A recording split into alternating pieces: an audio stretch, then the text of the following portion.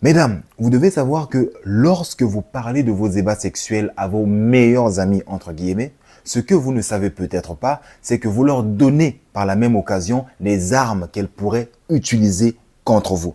Ce que vous ne savez pas, c'est que vous leur dites en quelque sorte, voici comment tu peux m'atteindre si tu veux coucher avec mon homme. Voici comment tu peux m'atteindre si tu veux voler mon homme.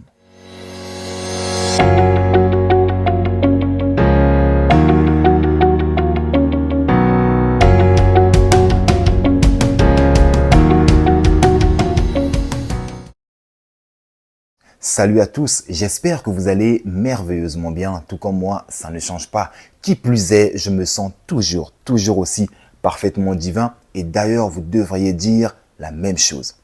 Les amis, celui qui ne sait pas qu'il sait, éveille-le. Voilà le but de ma chaîne Motiveuse Power.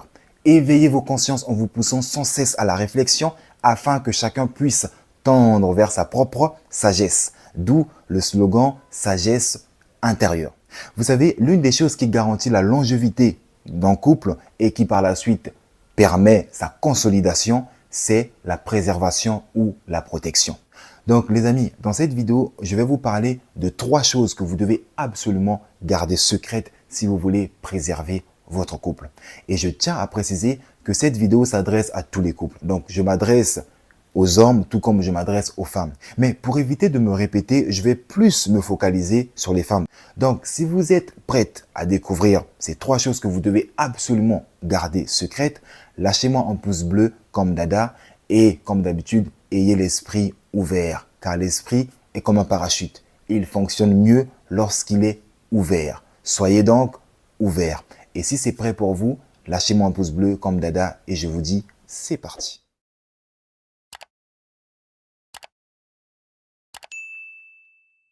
La première chose que vous devez absolument garder secrète si vous voulez préserver votre couple est celle-ci. Gardez secret la personne avec qui vous êtes en couple. Vous savez, la discrétion est à mon avis l'une des qualités que tout être humain devrait apprendre à cultiver chaque jour de sa vie. Malheureusement, avec la technologie ou plus précisément avec les réseaux sociaux, nous avons du mal à faire la différence entre ce qu'est une vie privée et ce qu'est une vie public. Il est indéniable que les réseaux sociaux ont une influence sur nous tous. Mais le degré auquel ces réseaux sociaux nous impactent dépend d'une personne à une autre. Certains d'entre nous utilisent les réseaux sociaux pendant que d'autres sont utilisés par les réseaux sociaux. Je mange, je publie. Je pète, je publie. Je chie, je publie. Je vois les gens en train de s'entretuer, je publie. Nous publions tout et n'importe quoi sur les réseaux sociaux, y compris notre vie sentimentale. Mesdames, écoutez-moi, lorsque tout le monde sait tout sur vous, vous devenez tel un livre ouvert à tous. C'est-à-dire qu'il n'y a plus de mystère, plus d'intrigue autour de vous. Vous devenez donc vulnérable. Lorsque votre vie sentimentale est sans cesse rendue publique sur les réseaux sociaux, sachez que vous n'avez plus d'intimité et votre couple est à la merci de tous. Car c'est votre besoin frénétique de toujours vouloir publier tout et n'importe quoi sur les réseaux sociaux qui vous empêche de faire la différence entre une vie privée et une vie publique. Autrement dit, vous n'êtes plus capable de faire la différence entre ce que vous devez rendre public sur les réseaux sociaux et ce que vous ne devriez pas rendre public sur les réseaux sociaux. Lorsque tout le monde sait avec qui vous êtes en couple, et pire encore, lorsque les gens en savent plus sur votre partenaire, dites-vous que votre couple est en danger. Car votre couple ressemble à une ville sans muraille, une ville sans protection où tout le monde peut accéder. Mesdames, c'est une erreur de penser que tout le monde est heureux de vous voir heureuse dans votre vie de couple que vous rendez publique sur les réseaux sociaux. C'est une erreur de penser que tout le monde est ravi de tout ce que vous publiez sur les réseaux sociaux. C'est une erreur de penser que tout le monde vous veut du bien. Au fait, il est important que vous compreniez ceci. Ce que vous rendez public sur les réseaux sociaux à propos de votre vie sentimentale peut se retourner contre vous. Attention, je ne vous interdis pas de publier sur les réseaux sociaux. Non, j'attire plutôt votre attention sur ce que vous publiez sur les réseaux sociaux, sur ce que vous rendez public sur les réseaux sociaux, sur ce que vous permettez aux autres de voir à propos de votre vie sentimentale. Maintenant, voici mon conseil. ce n'est qu'une suggestion. Je n'oblige personne. Ce n'est qu'un conseil.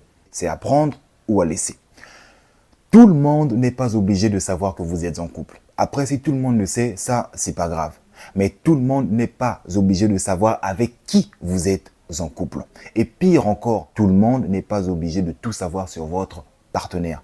Donc, si vous voulez préserver votre couple, commencez par appliquer ce premier conseil, ce premier principe. Préservez-vous des réseaux sociaux. Faites attention à ce que vous rendez public sur les réseaux sociaux. Qui a dit que vous devez absolument montrer aux gens que vous êtes en couple? Qui a dit que vous devez publier tout ce que vous faites dans votre vie de couple? Qui l'a dit? Tout le monde n'est pas obligé de savoir tout ce qui se passe dans votre couple. Comme dit ce dicton, ce qui se passe à Vegas reste à Vegas. Tout comme ce qui se passe dans votre couple reste dans votre couple. Ce qui se passe dans votre couple n'a pas besoin d'être montré sur les réseaux sociaux. Donc, mesdames, si vous voulez préserver votre couple, commencez par appliquer ce premier conseil.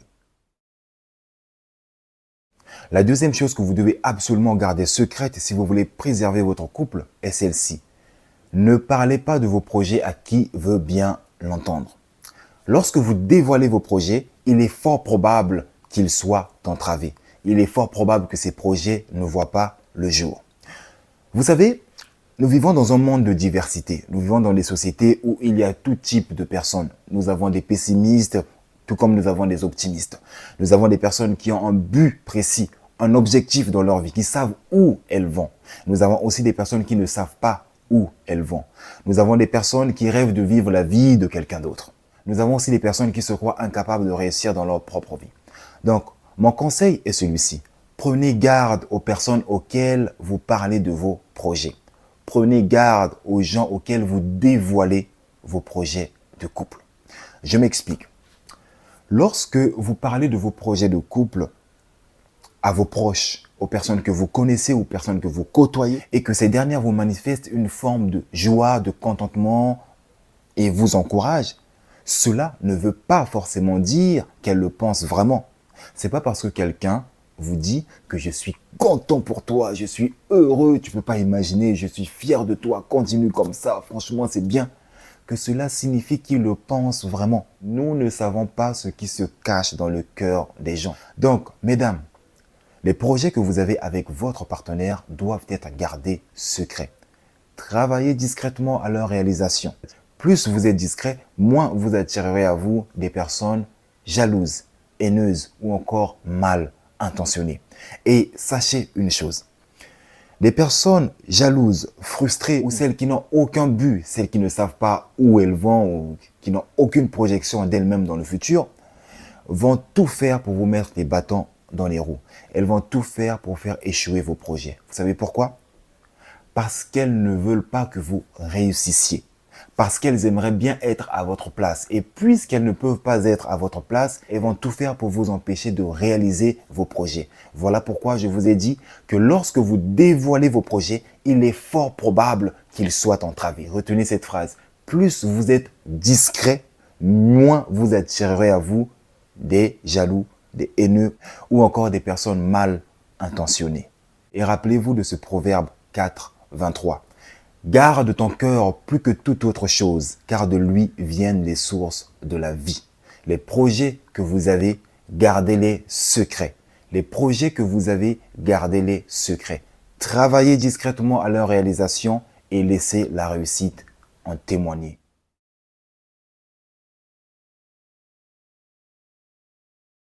La troisième chose que vous devez absolument garder secrète si vous voulez préserver votre couple est celle-ci. Arrêtez de parler de vos ébats sexuels à vos meilleurs amis, entre guillemets. Vous savez, votre vie sexuelle fait partie de votre intimité et elle ne doit en aucun cas être dévoilée aux yeux de tous. Elle ne doit en aucun cas être racontée à qui veut bien l'entendre. Mesdames, vous devez savoir que lorsque vous parlez de vos ébats sexuels à vos meilleurs amis, entre guillemets, ce que vous ne savez peut-être pas, c'est que vous leur donnez par la même occasion les armes qu'elles pourraient utiliser contre vous.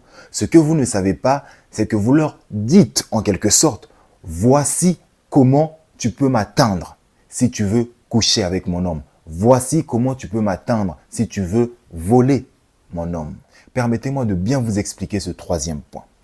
Vous savez, les hommes et les femmes sont différents quand il s'agit de parler de sexualité, quand il s'agit d'aborder la sexualité entre eux.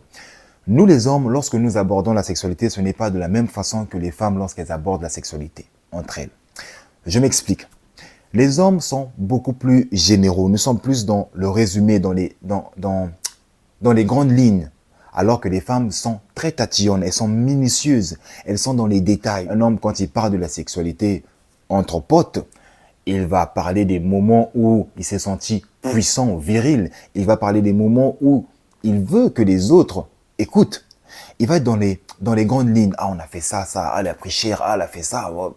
Bref, ça s'arrête là. Par contre, lorsqu'une femme aborde la sexualité avec d'autres femmes, elle est beaucoup plus dans les détails.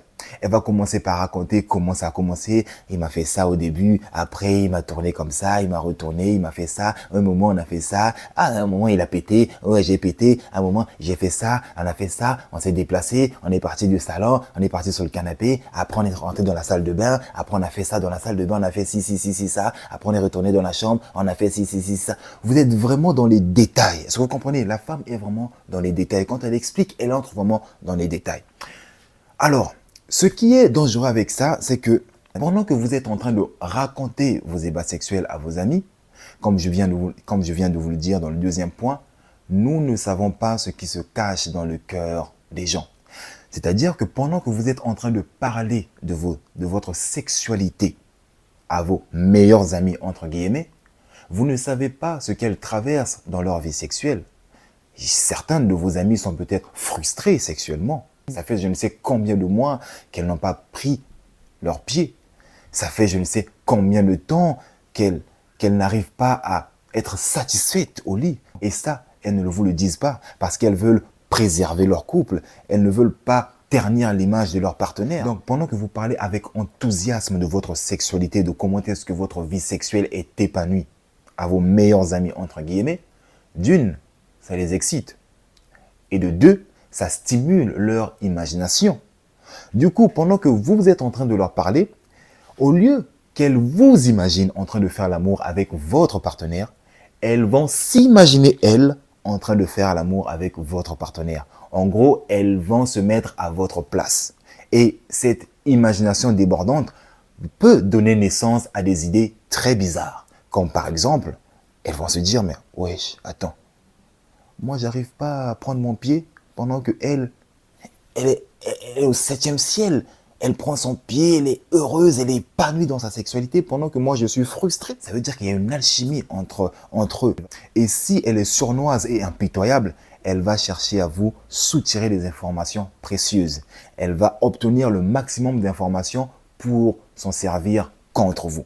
Et sous le ton de la rigolade, elle va vous dire, ah ouais, toi t'es heureuse et c'est bien, franchement, c'est très très bien. Mais tu sais, les hommes ont leurs points sensibles. Hein. Quand tu touches ce point-là, ça y est, ils se lâchent. Le mien, c'est à tel endroit. Et toi alors, tu connais son point sensible. Il est important que tu le saches. Et vous, vu que vous êtes dans l'engouement, vous êtes dans cette extase de raconter vos ébats sexuels, sans réfléchir, vous déballez tout. Ah oui, moi, le mien, son point sensible, c'est à tel endroit. Ah, vous déballez tout. Ah bon? Ah ouais, alors c'est quoi ses positions préférées? Parce que le mien, ses positions préférées, c'est XX. Toujours dans la même optique, sans réfléchir, vous déballez. Ah moi, mon homme, ses positions préférées sont X, Y, Z. Et en dévoilant ces informations, vous donnez à cette meilleure amie, entre guillemets, des armes. Comme je vous l'ai dit, si elle est sournoise, mal intentionnée, impitoyable, elle va se servir de ces armes-là contre vous. Voilà pourquoi je vous ai dit que vous devez prendre garde à ce que vous racontez à vos meilleurs amis, entre guillemets.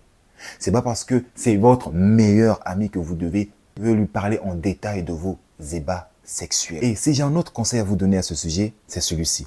Prenez garde aux personnes que vous appelez meilleurs amis, entre guillemets. Car les personnes qui vous feront le plus mal sont celles qui vous connaissent le mieux.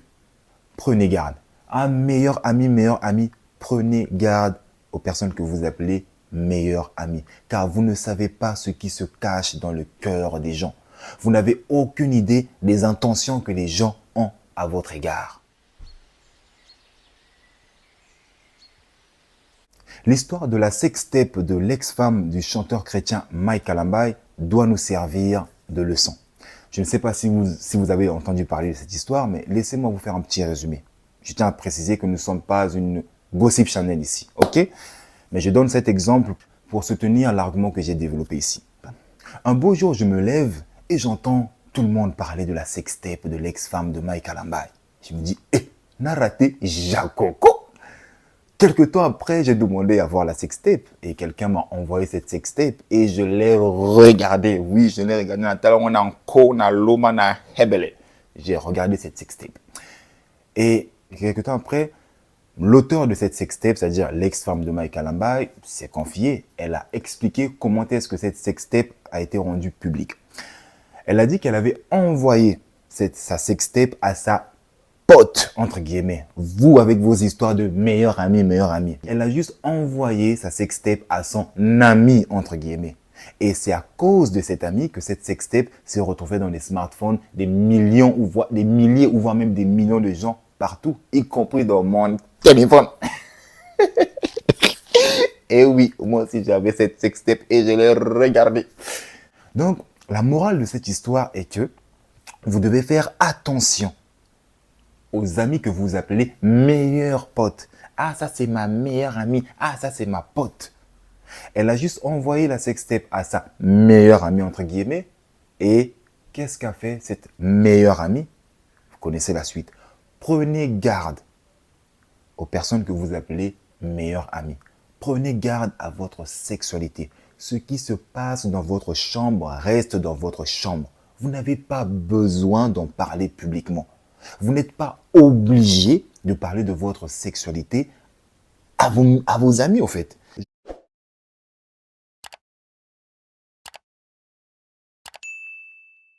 Je voulais m'arrêter juste à ces 3 points, mais j'ai ressenti dans mon fort intérieur le besoin de vous parler d'un 4e point. Nous allons donc improviser, ok? Donc, la 4e chose que vous devez absolument savoir si vous voulez préserver votre couple est celle-ci. Prenez garde aux personnes que vous laissez entrer chez vous. Vous devez savoir que votre lieu de vie est un prolongement de votre intimité. Il est donc dans votre intérêt de bien scruter, c'est-à-dire de choisir avec sagesse et intelligence les personnes qui peuvent venir chez vous. C'est important. Votre lieu de vie est un prolongement de votre intimité. Votre maison ne doit pas être accessible à tout le monde. Car si votre maison est accessible à tout le monde, votre couple est en danger. Y compris vos meilleurs amis, entre guillemets. C'est pas parce que c'est votre meilleure amie qu'elle doit tout le temps venir chez vous, voire même dormir chez vous en votre absence. Et oui, il y a certaines femmes qui commettent cette erreur. Elles laissent leur meilleure amie, entre guillemets, dormir chez elles, en leur absence. Et dans cette pièce se trouve leur partenaire. Et elles disent, oh non, j'ai confiance, hein, il va rien se passer. Les Congolais disent, en gros, vous ne pouvez pas laisser le prédateur et la proie dans une même pièce. Attention, c'est bien d'avoir confiance en votre meilleur ami. C'est bien d'avoir confiance en votre partenaire, votre fiancé ou votre homme. Mais vous devez savoir que la confiance n'exclut pas la prudence ou la méfiance. C'est pas parce que vous avez confiance en quelqu'un que vous devez tout permettre. La confiance n'exclut pas la prudence ou la méfiance. Prenez garde aux personnes que vous laissez entrer chez vous. Et si cette vidéo vous a touché, ne la gardez pas pour vous seul. Partagez-la tout autour de vous. Vous n'avez pas le temps, c'est pas grave. Laissez juste un j'aime en cliquant sur le pouce bleu. Comme ça permettra à l'algorithme de proposer mon contenu à d'autres personnes. Et ce, grâce à vous. Parce que vous serez en quelque sorte un canal. Et oui, un canal à partir duquel d'autres âmes vont découvrir ma chaîne Motiveuse Power. Pour cela, sachez que je vous suis infiniment reconnaissant. D'ailleurs, n'oubliez pas de vous abonner pour plus de contenu impactant, motivant, inspirant et qui vous aide à devenir qui et ce que vous choisissez d'être chaque jour de votre vie afin d'actualiser le meilleur de vous-même. Quant à moi, je vous dis à la prochaine vidéo et que Dieu vous bénisse. Ciao, ciao, ciao.